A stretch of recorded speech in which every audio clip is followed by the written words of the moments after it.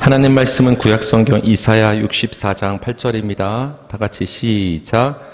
그러나 여호와여, 이제 주는 우리 아버지시나이다. 우리는 진흙이요 주는 토기장이시니 우리는 다 주의 손으로 지으신 것이니이다. 아멘.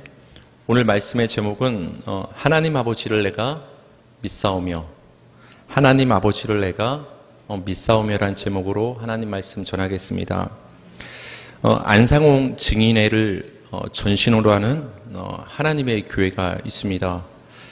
여러분께서 이제 길을 가다 보시면 하나님의 교회라는 이렇게 명칭이 써 있는 교회를 보게 되는데, 이 교회에서는 하나님 아버지 외에 하나님 어머니를 이야기합니다. 그 근거로 창세기 1장에서 하나님이 이렇게 말씀하셨죠. 사람을 창조하실 때 우리의 형상을 따라 우리의 모양대로 우리가 사람을 만들자. 즉 우리라는 복수가 등장합니다. 그리고 나서 하나님께서 사람을 자신의 형상대로 창조하시는데 뭐와 뭐로 창조하셨죠? 남자와 여자로. 그것 봐라. 하나님이 우리 여러 명의 형상을 따라 만들자고 해놓고 나서 만들어진 모양새를 보니까 남자 여자 아니냐. 따라서 하나님은 여럿이 있는데 남자와 여자로 있다. 즉 아버지 하나님과 어머니 하나님으로 있다. 이렇게 이야기를 합니다.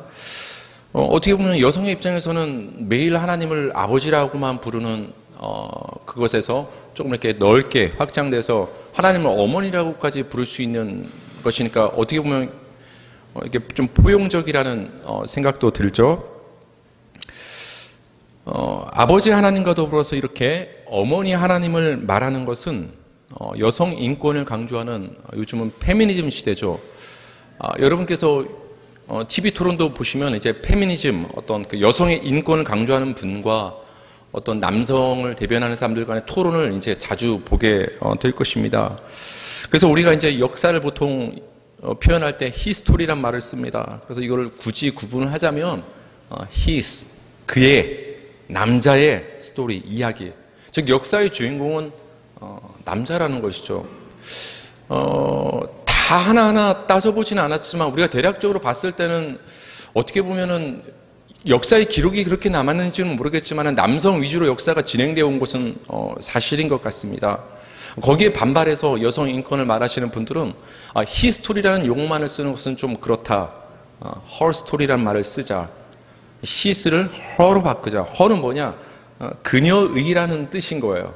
그러니까 그의 이야기는 좀 불공평하다. her story. 여자가 역사의 어떤 무대에 중요한 역할을 하니까 용어조차도 그녀의 이야기라는 용어를 쓰자라고 얘기를 합니다. 어떻게 보면은 인권을 강조하는 이 시대에 굉장히 받아들일 만한 생각처럼 느껴지기도 합니다. 저는 어머니 하나님을 말하는 자들에게 간단한 질문을 하고 싶어요. 아버지 하나님 말고도 어머니 하나님이 계시다면 성경은 왜 아버지 하나님은 얘기하면서 어머니 하나님은 얘기하지 않고 있는가? 구체하게 복잡하게 설명할 것이 아니라 당신들이 주장하는 대로 어머니 하나님이 계시다면 왜 성경은 아버지 하나님은 계시하시면서 어머니 하나님은 계시하지 않는가? 여러분, 우리 믿음의 토대는 우리의 생각과 경험이 아니라 우리에게 계시된 객관적인 성경만이 우리 신앙의 토대인 줄 믿으시기 바랍니다. 우리는 성경에 계시된 하나님을 믿는 것이고 성경에 계시된 예수님과 성령님 그 삼위일체 하나님을 우리는 믿는 거예요. 우리의 주관과 어떤 사회적인 철학과 사조, 그것에 휩쓸려서 사람의 비위를 맞추는 우리는 그런 믿음을 갖는 것이 아니라 성경이 말하는 하나님을 믿어야 되는 거예요. 성경이 말하는. 근데 그 성경은 하나님을 어떻게 우리에게 계시하고 있냐? 아버지 하나님으로 계시하고 있다는 거예요. 아버지 하나님. 전능하사 천지를 만드신 하나님 아버지를 내가 믿사오며, 성부에 대한 신앙 고백에서 등장하는 마지막 칭호는 아버지입니다. 우리가 전능자란 칭호를 살펴봤고 창조주란 칭호를 살펴봤습니다. 오늘은 아버지란 칭호를 살펴볼 것인데, 구약 성경에서는 너무나도 분명하게 하나님 여호와를 아버지라고 호칭을 하고 있습니다. 신명기 32장 6절입니다. 어리석고 지혜 없는 백성아, 여호와께 이같이 보답하느냐? 그는 네 아버지시요 너를 지으신 이가 아니시냐? 모세가 백성들에게 하나님을 어떻게 말을 하고 있냐? 하나님은 너희의 아버지시다. 너를 지으신 이시다. 이스라엘 백성에게 하나님에 대해서 설명을 하는데 하나님은 아버지다라고 얘기를 분명하게 해주고 있습니다. 시편 89편 26절을 보니까 그가 내게 부르기를 주는 나의 아버지시요 나의 하나님이시요 나의 구원의 바위시라 하리로다. 하나님께서 구원을 받은 다윗이 자신을 어떻게 부를까를 말씀을 해주시는 장면인데 다윗은 나 여호와를 이렇게 부를 거다. 나의 아버지, 나의 하나님. 그렇죠? 하나님을 아버지로 구약은 분명하게 부르고 있습니다. 말라기 1장 6절입니다. 내 이름을 멸시하는 제사장들아, 나 만군의 여호와가 너희에게 이르기를 아들은 그 아버지를 종은 그 주인을 공경하나니 내가 아버지일진데 나를 공경함이 어디 있느냐. 그 하나님을 떠난 그 백성들 제사장들에게 하나님께서 이렇게 말씀하시는 거예요. 너희는 내 자식이고 내가 너희의 아버지인데 아버지인 나를 왜 공경하지 않느냐. 하나님 스스로가 백성에 대해서 내가 아버지라고 분명하게 하나님이 선포를 해주고 있습니다. 그러니까 사도신경에서 우리가 하나님을 아버지를 내가 믿사오매라는 이 신앙 고백은 성경에 분명히 기반한 신앙 고백이 되는 것입니다. 신약 성경에서도 분명하게 그 하나님을 아버지라 부르는 그 신앙의 전통은 계속 이어져 내려옵니다. 예수님이 제자들에게 기도를 가르쳐 주시죠. 마태복음 6장 8절에서 9절입니다. 제가 8절 읽고 여러분께서 9절 읽어주세요. 그러므로 그들을 본받지 말라. 구하기 전에 너희에게 있어야 할 것을 하나님 너희 아버지께서 아시느니라. 9절 시작. 그러므로 너희는 이렇게 기도하라. 하늘에 계신 우리 아버지여, 이름이 거룩히 여김을 받으시오며. 여러분 기도할 때 하나님 아버지의 이름을 부르시기 바랍니다. 물론 여호와여 하나님 이렇게 불러서 기도할 수 있어요 우리가. 그러나 우리가 목로 하나님께 부를 때 어렸을 때 그 어린아이가 아버지에게 떼쓰듯이 아버지 한번 부르면서 한번 이렇게 기도해 보세요. 그렇죠? 그래서 우리 많은 믿는 성도님들이 뭐 하다가 깜짝 놀라거나 실수할 때 뭐라고 하죠? 아버지, 아이고 아버지. 그러면 갑자기 옆에 있던 주변에 안 믿는 분들은 아니 누굴 부르는 거야? 깜짝 놀라기도 하죠. 왜냐하면 우리 성도들의 인식 속에 하나님은 우리의 아버지가 되시기 때문입니다. 그거는 그냥 부르는 것이 아니라 성경이 그렇게 계시하고 있기 때문입니다. 하늘에 계신 우리 아버지. 그렇다면 우리 성도는 이 세상의 모든 교회는 같은 한 아버지를 둔 같은 형제겠구나를 우리는 알 수가 있는 것이죠. 요한복음 20장 17절에서도 예수님께서 이렇게 직접 말씀해 주셨죠. 예수께서 이르시되 나를 붙들지 말라. 내가 아직 아버지께로 올라가지 아니하였노라. 너는 내 형제들에게 가서 이르되 내가 내 아버지 곧 너희 아버지 내 하나님 곧 너희 하나님께로 올라간다 하라 하시니. 그렇죠? 예수님께서 부활하신 후에 승천하시기 위해서 말씀을 하시는데 내 아버지 곧 너희 아버지, 그 여호와 하나님이 너희의 아버지도 된다. 하나님도 그렇게 말씀하시고 예수님도 그렇게 직접 말씀해 주시는 거예요. 그러니까 우리가 하나님이 그 전능자, 능력이 많으시고 천지의 창조주, 우리가 감히 가까이 할 수 없는 굉장히 위대하신 분이시지만 그 하나님을 우리는 아버지라 부를 수 있다라는 거예요. 이제 아버지라 부른다는 것은 굉장히 가까운 사이인 거예요. 굉장히 가까운 사이. 로마서 1장 7절입니다. 우리 다 같이 읽겠습니다. 시작. 로마에서 하나님의 사랑하심을 받고 성도로 부르심을 받은 모든 자에게 하나님 우리 아버지와 주 예수 그리스도로부터 은혜와 평강이 있기를 원하노라. 아멘. 바울 사도가 그 로마 지역에 있는 그 성도님들 교회에게 서신서 이제 편지를 써보내는데 안부를 보내는데 항상 인사말이 처음에 나옵니다. 그 다음에 이제 하고 싶은 얘기를 하는데 우리도 편지 쓸 때 바로 하고 싶은 얘기 안 하잖아요. 잘 지내니? 요즘 하긴 편지가 없어졌죠. 손편지가. 우리 옛날에 쓰려면은 연애 편지 써봤죠. 막 이렇게 쓰다 글씨 조금만 어긋나면 막 이렇게 긋고 다시 구기고. 그거 안 해봤어요? 정성껏 쓰지 않습니까? 그 다음에 이제 하고 싶은 고백을 하게 되고 바울 사도도 로마 교회 첫 마디는 인사말로 시작을 했어요. 근데 그 인사말에 들어가는 멘트가 항상 들어가는 멘트가 뭐냐? 하나님 우리 아버지와 주 예수 그리스도로부터 너희에게 은혜와 평강이 있기를 원한다. 근데 그 평강과 은혜와 복을 빌어주는데 하나님 아버지라 호칭이더라고 주 예수 그리스도란 명칭을 빌어서 항상 복을 빌어줬다라는 거예요. 그렇죠? 근데 그 호칭이 뭐냐? 하나님 우리 아버지. 하나님을 아버지라 부른다는 거예요. 로마서 말고도 그 이후에 이어지는 모든 서신서를 보게 되면은 모두 다 하나님을 아버지라 부릅니다. 너무 많아서 다 찾을 수가 없는데 제가 대표적인 몇 가지만 찾아왔습니다. 여기 보니까 고린도전서 1장 3절, 갈라디아서 1장 3절, 에베소서 1장 2절, 빌립보서 1장 2절이 다 똑같은 단어로 되어 있어요. 제가 찾아보니까 헬라어 원어를 찾아봐도 그렇고 우리말은 그때 조금 다르지만 결국 같은 말로 되어 있다는 거예요. 인사말이. 다 같이 한번 읽어볼까요? 시작. 하나님 우리 아버지와 주 예수 그리스도로부터 은혜와 평강이 있기를 원하노라. 너에게 은혜와 평강이 있을저다. 하나님 우리 아버지라고 그 초대교회의 모든 성도들에게 바울은 이렇게 인사말을 전했다라는 거예요. 그것은 무슨 뜻이냐? 그 당시 바울 사도뿐만 아니라 어느 지역에 흩어져 있는 교회든 간에 성도든 간에 어떤 지역의 문화를 갖고 있는 사람들 간에 공통적인 신앙의 핵심은 뭐냐? 하나님을 아버지로 인식하고 있었다라는 거예요. 만약 그 지역의 빌립보 교회, 에베소 교회, 갈라디아 교회, 고린도 교회, 로마서 교회 사람들이 하나님을 아버지라고 생각하는 게 어색한 상황이라면 바울이 이런 인사말을 쓸 수가 없는 거예요. 모든 교회에 있어서 공통적으로 하나님을 부르는 것에 너무 자연스러운 상황이었기 때문에 바울도 이 용어를 쓰고 있다는 거예요. 그러니까 이 하나님을 아버지라 부르는 것은 우리 신앙의 전통이 되는 것입니다.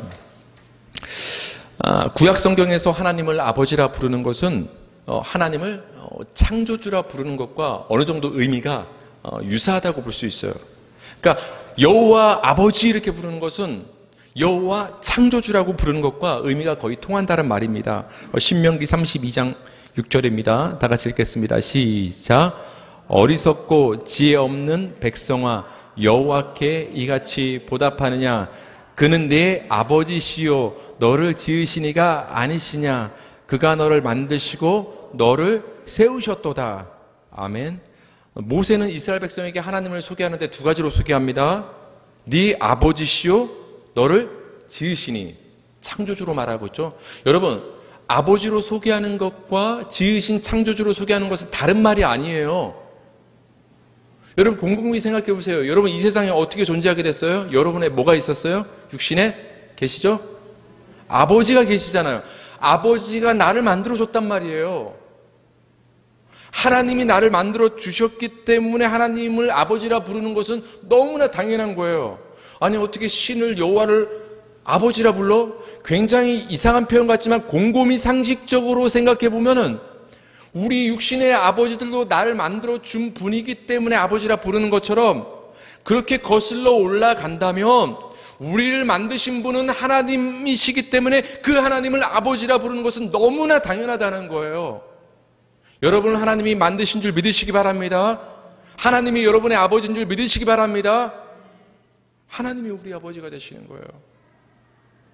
여러분이 잘나서 존재하는 것이 아니라 여러분의 육신의 부모님이 여러분을 만들어 줬기 때문에 위로는 하나님이 여러분을 만들어 주셨기 때문에 우리가 존재할 수가 있는 거예요. 하나님이 우리를 만드셨어요.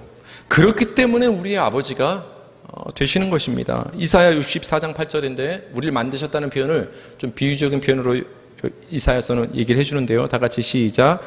그러나 여호와여 이제 주는 우리 아버지시니이다. 우리는 진흙이요 주는 토기장이시니 우리는 다 주의 손으로 지으신 것이니이다. 하나님이 우리의 창조주 되심을 빗대어서 말하는 말 중에 하나가 토기장이죠. 토기장이가 토기를 만든 것처럼 하나님이 주권을 가지고 우리 하나를 목적에 맞게 이 세상에 만드셔서 태어나게 하신 것이죠. 그러니까 아버지란 표현과 토기장이 창조주란 표현이 함께 나와요. 하나님을 아버지라 부른다라는 것은 창조주라 부르는 부른다는 뜻이 되는 거구나. 뒤집어 말하면 하나님을 나를 지으신 창조주라 부른다는 그 말은 곧 하나님이 나의 아버지란 뜻도 있구나를 우리는 알 수가 있는 것입니다. 여러분, 우리가 앞서 살펴봤었죠. 전능자란 칭호는 단순히 하나님이 모든 것을 할 수 있는 힘이 센 분이란 그런 단순한 의미가 아니라는 것. 하나님이 전능자란 의미는 어떤 의미죠, 여러분?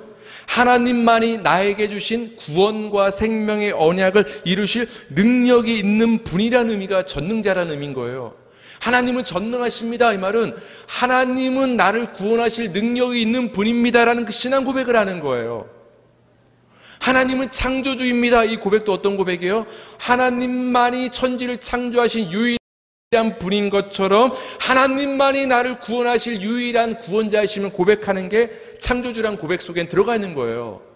그러니까 여러분, 하나님을 창조주라 부르고 전능자라 부르는 호칭 속에는 하나님과 나 사이에 생명의 언약이 담긴 언약적인 언어가 되는 거예요. 언약과 관련된 용어가 된다는 말입니다. 마찬가지로 우리가 하나님을 아버지라 부르는 것은 단순히 하나님을 아버지라 부르는 것이 아니라 하나님과 내 사이가 언약 관계로 맺어져 있다. 하나님과 나 사이는 뗄 수 없는 생명의 언약 관계로 이어진 관계라는 것을 의미하는 그 용어가 바로 아버지란 용어예요. 그래서 그 아버지란 용어는 아무나 하나님을 아버지라 부를 수 없는 거예요. 여러분만 하나님이 만드신 게 아니에요. 이 세상 모든 사람을 하나님이 만드신 거예요. 근데 모든 사람이 하나님을 아버지라 부를 수 없다라는 거예요.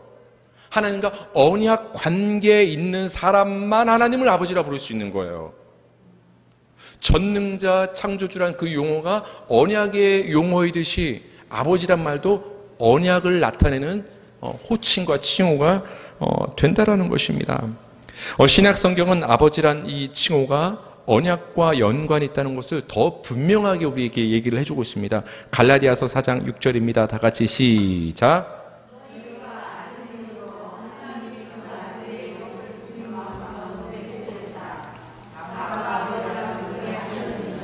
아멘. 아빠, 아버지. 참 신기해요. 우리가 어릴 땐 아빠라 부르고 커서는 아버지라 부르는데 여기 번역을 두 개로 번역했어요. 그냥 아빠로 하든지 아버지로 해야 되는데 사실 성경에 아빠, 아버지가 다 나오기 때문에 그래요. 원래 언어에도. 근데 그 원래 언어도 참 신기한 게 그 아빠 우리말이랑 발음이 거의 똑같아요. 우리는 하나님을 아버지라 부르는 것을 넘어 아빠라고 부를 수 있을 정도로 굉장히 친밀한 관계라는 것을 용어를 통해 보여주는 거예요. 단순히 아버지, 아들, 자녀가 아니라 어리광을 부릴 수 있을 정도로 친밀한 아빠와 그 딸, 아빠와 아들의 관계처럼 하나님과 우리의 관계가 이렇다라는 거예요. 왜 그렇습니까? 아들의 영을 여러분의 마음 가운데 성령님을 하나님 보내주셨기 때문에 아들의 영을 받은 자만이 하나님을 아버지라 부른다라는 거예요. 아들의 영을 우리 마음 가운데 보내사 아빠 아버지라. 뒤집어 말하면 성령님을 받지 않은 사람은 하나님을 아버지로 알 수 없을 뿐만 아니라 부를 자격도 없다라는 거예요. 그러니까 여러분이 하나님을 아버지라 부른다는 것은 굉장한 특권이고 은혜인 줄 믿으시기 바랍니다. 많이 불러드려야 되는 거예요. 하나님을 아버지로 많이 불러드려야 되는 거예요. 고린도후서 1장 20절. 그렇다면 하나님은 왜 아들의 영이신 성령님을 여러분의 마음 가운데 보내셔서 창조주를 아빠 아버지라 부르게 하셨을까? 고린도후서 1장 20절입니다. 시작. 하나님의 약속은 얼마든지 그리스도 안에서 예가 되니 그런즉 그로 말미암아 우리가 아멘하여 하나님께 영광을 돌리게 되느니라. 그가 또한 우리에게 인치시고 보증으로 우리 마음에 성령을 주셨느니라. 아멘. 여러분, 아들의 영이신 성령님은 여러분의 마음에 왜 와 계시냐? 보증으로 와 있는 거예요. 여러분, 계약할 때 보증금 내요, 안 내요? 그 보증금이 클수록 어떤 마음이 있는 거예요? 예를 들어서 보증금을 10만 원만 걸었다. 어떤 뭔가 계약을 하는데 그럼 뭐예요? 그거 10만 원 나고 이러도 그냥 계약 파기되면 없어도 그만? 사실 그거에 그렇게 큰 마음이 없는 걸 수 있어요. 근데 막 100만 원을 걸어. 어떻게든. 그럼 뭐예요? 거기에 대한 마음이 있다는 거 없다는 거예요. 반드시 사겠다는 마음이 담겨 있는 거예요.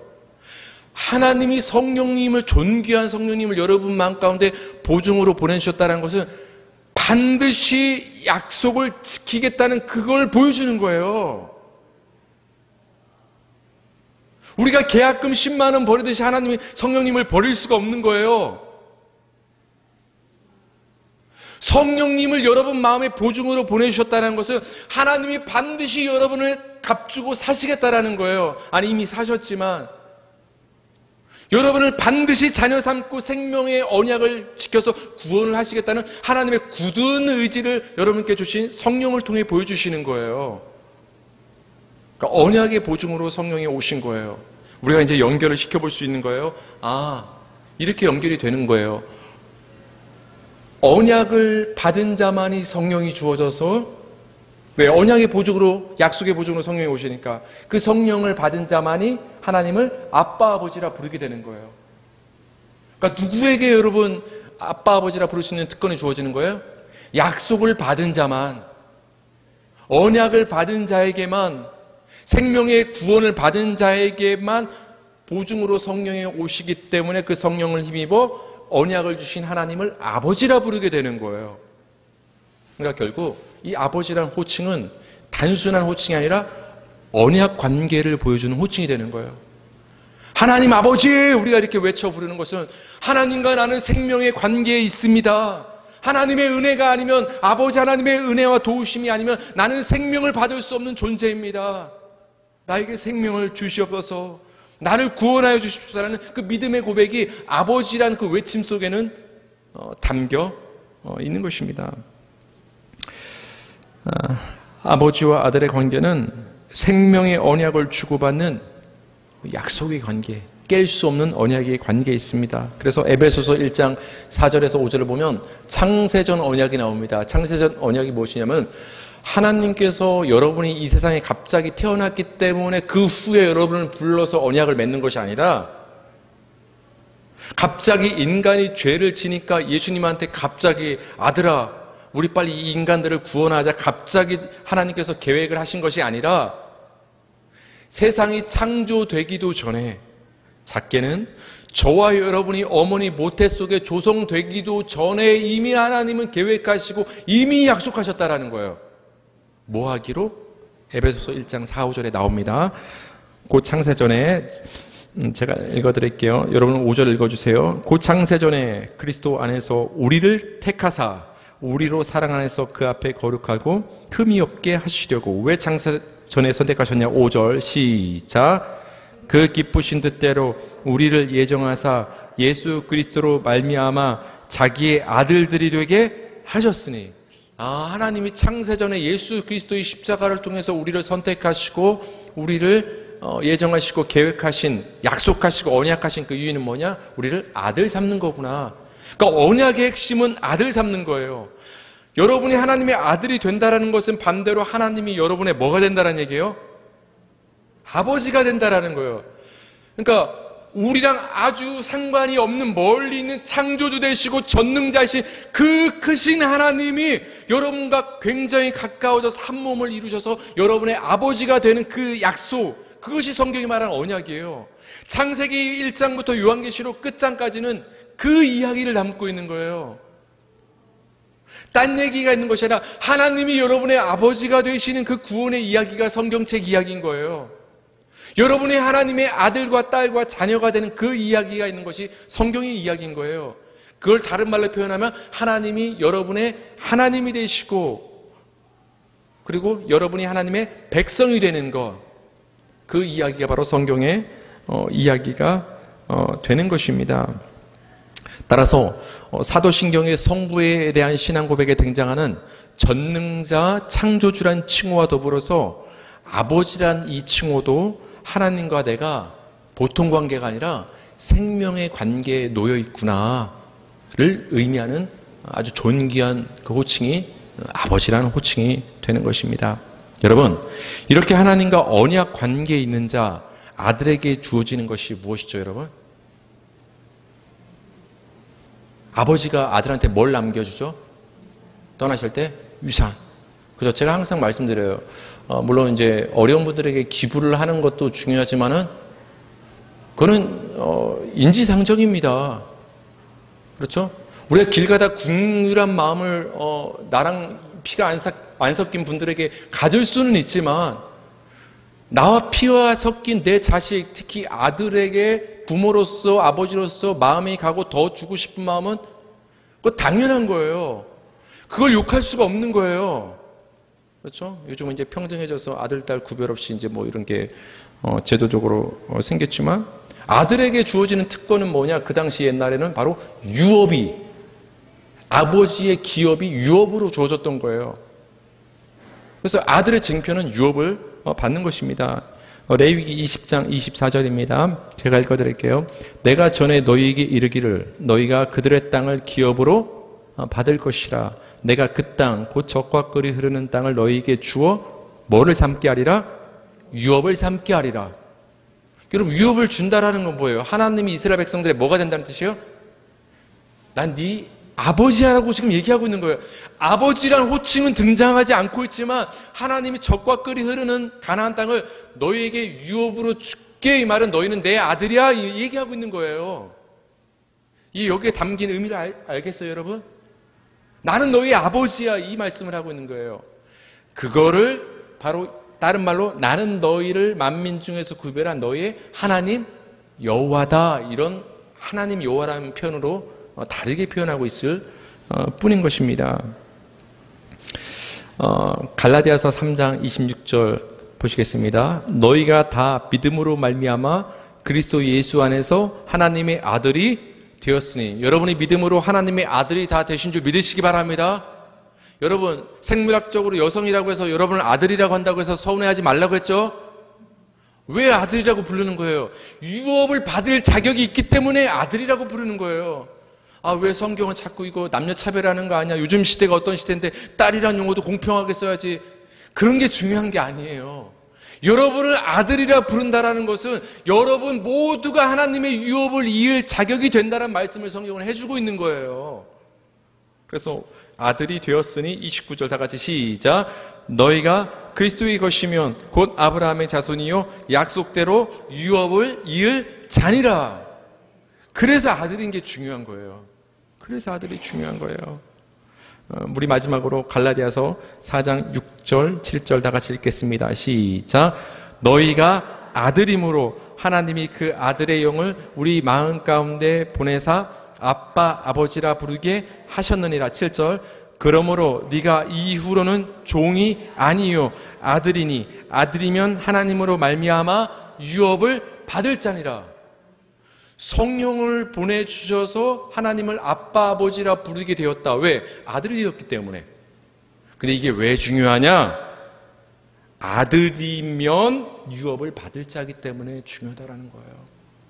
여러분, 하늘나라에 영원히 쇠하지 않을, 썩지 않을 그 하늘나라의 그 유업이 여러분에게 예비되어 있는 줄 믿으시기 바랍니다.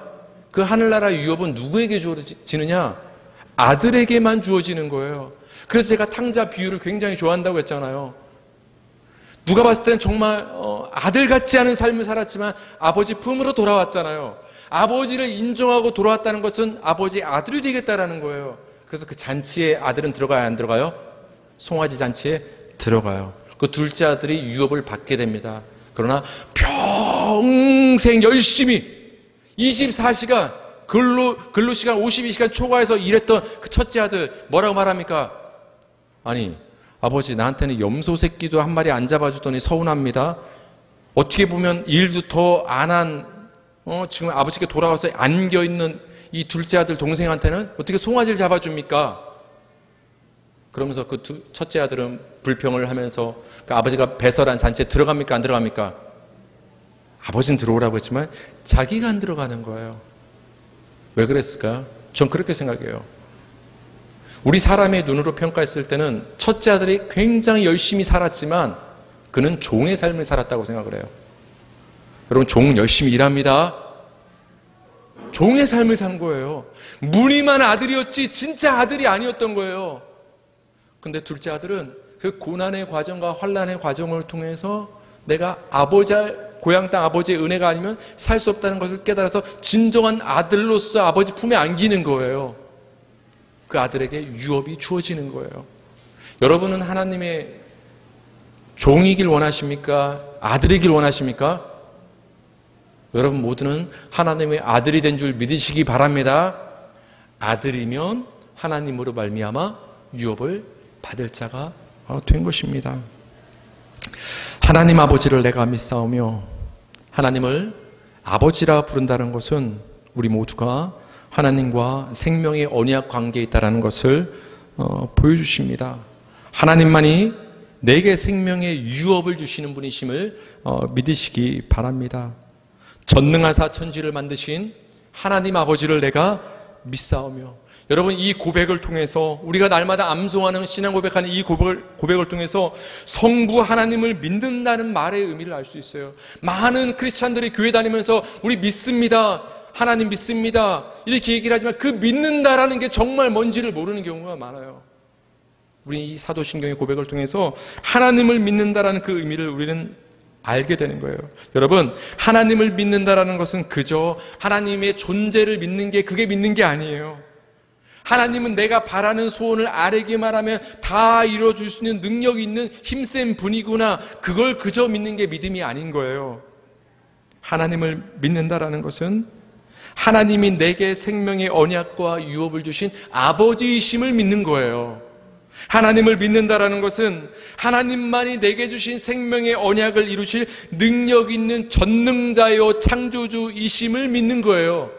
그게 하나님을 믿는 거예요. 하나님이 나의 창조주와 전능자와 아버지이심을 믿는 것, 그분이 나에게 언약을 주신 그 언약을 붙잡는 것, 그게 우리 성도의 믿음이 되는 것입니다. 이 시간 우리 말씀을 붙잡고 다 같이 우리에게 생명과 언약을 주신 아버지 하나님께 기도로 나아가겠습니다.